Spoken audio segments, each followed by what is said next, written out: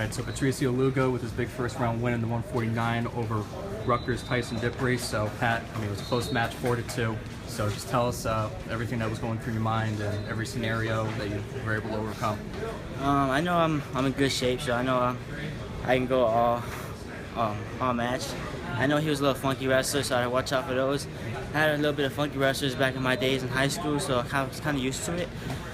So I knew if I would stick to my game plan, stick to my type of wrestling, I'll be able to come with the win.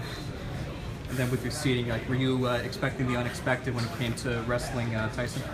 I wasn't really expected to wrestle him, but it is what it is. I got seeded 16, doesn't matter to me. I'm still gonna have 5 matches at the end of the day, and it doesn't matter who I'm wrestling. I'm gonna wrestle like I'm not scared of no one. Very good. And speaking of not scared of anybody, you're going to be going up against Zane Rutherford, Penn State, in the next round later tonight. So your thoughts on that, going up against the best wrestler according to the NCAA in the 149? Yeah, I got thoughts about it, but like I'm not too worried about it. It's a challenge. Just another person in front of me that's a challenge, and I get over challenges. And I'm just gonna go out there and wrestle and do what I gotta do. All right, excellent. Well, best of luck to you, and see you